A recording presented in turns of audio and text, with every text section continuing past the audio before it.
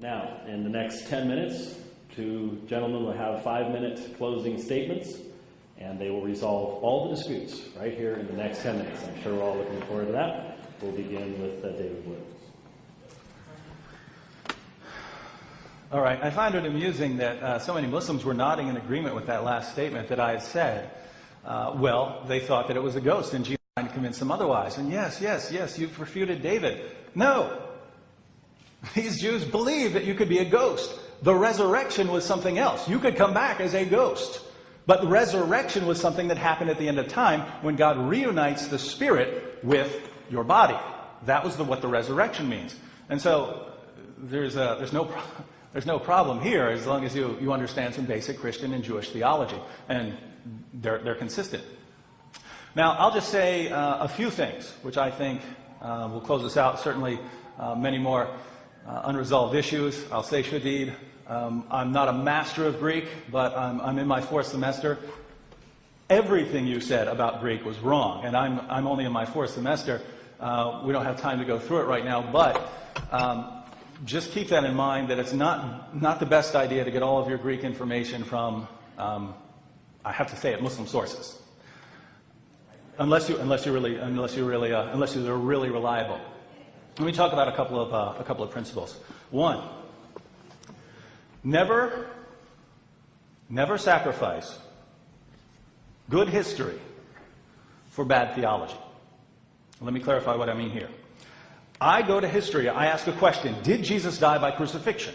I go to Roman sources, I go to Jewish sources, I go to Christian sources, I go to all the earliest sources I can find, dating from within a couple of years to within the next century, and all of them agree that Jesus died by crucifixion.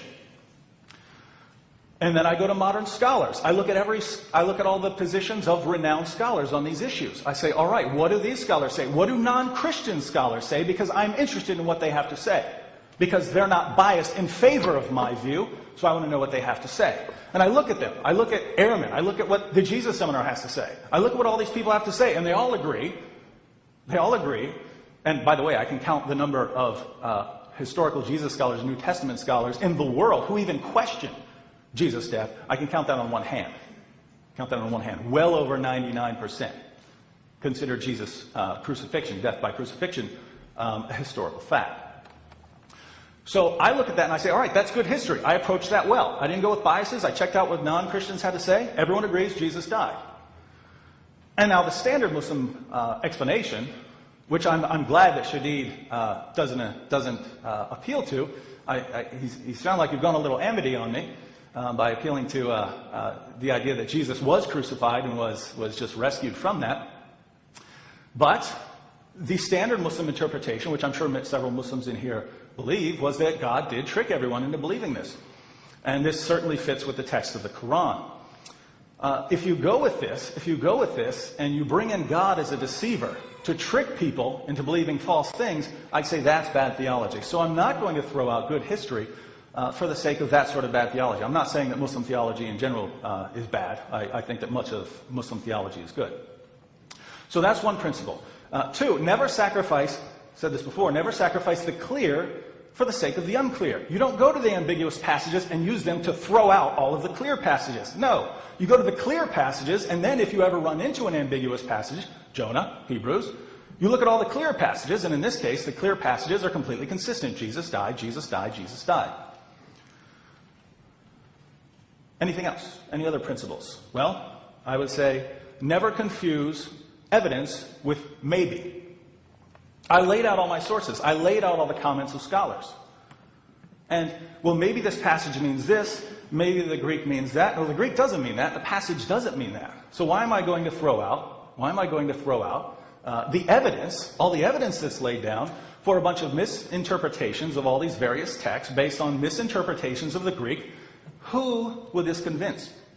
Now, it seems the only issue we discussed tonight is whether Jesus was crucified. I've argued that Jesus was raised from the dead as well. Shadid never responded to any of that, so we can conclude that he has no dispute with this. But if he has no dispute with that, then if we can conclude that Jesus died, and again, all the historical evidence, when examined at face value and not tried to twist it to Muslim use, when we examine all of this historical evidence, it's very clear that Jesus died. And since my case for Jesus' resurrection afterwards was never refuted, I say that we've seen that according to the evidence, not according to the Muslim view, but according to the evidence, Jesus of Nazareth rose from the dead.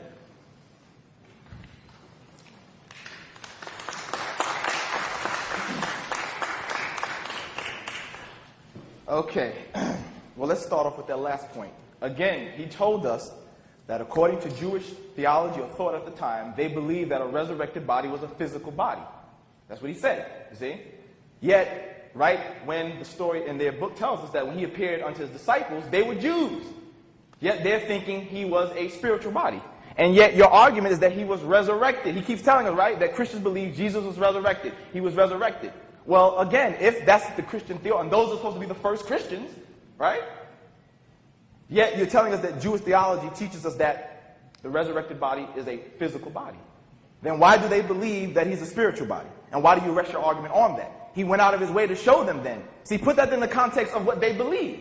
You see? Not what you later Christians believe. But since you're resting your argument on resurrection, and you say that they believed in resurrection as a physical body, yet these people believing that he's a ghost, which contradicts what you said. They believe he's a ghost, and he's going out of his way then to show them that he's not a ghost, that he's actually a physical body, in contradiction to the idea that, as your scriptures say, the resurrected body is a spiritual body. Now, you see that he tried to, his argument, he wants to appeal to history, you see? He doesn't want to really touch with the evidence I brought about the sign of Jonah and things of that nature, you see? So he says, more, his case rests on history. Well, look. This is from, I believe the man's name is Jim Walker. He says, as you can see, apologist Christians embarrass themselves when they unwittingly or deceptively violate the rules of historiography by using after-the-event writings as an evidence for the event itself. Not one of these writers gives a source or backs up his claims with evidential material about Jesus. You see?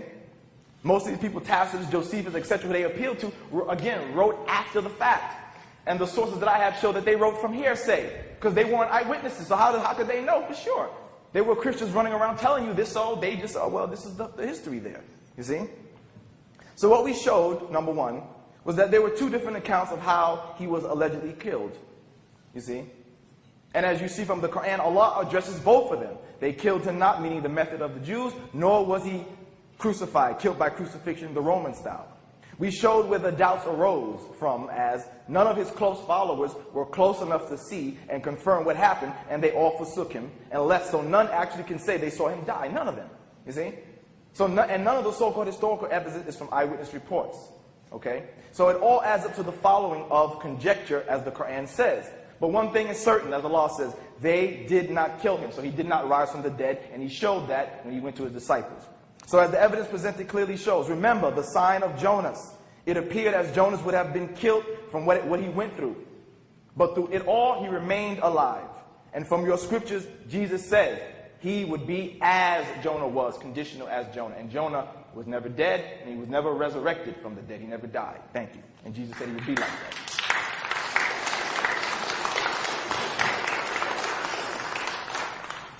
Thank you very much. I believe Nabil has some announcements about the brief amount of time we have between now and the next debate, and any other housekeeping duties we have. Thank you, everyone, for showing up. You have the surveys with you. Please fill them out and leave them on the table in the corner. We don't have time for Q&A right after this session.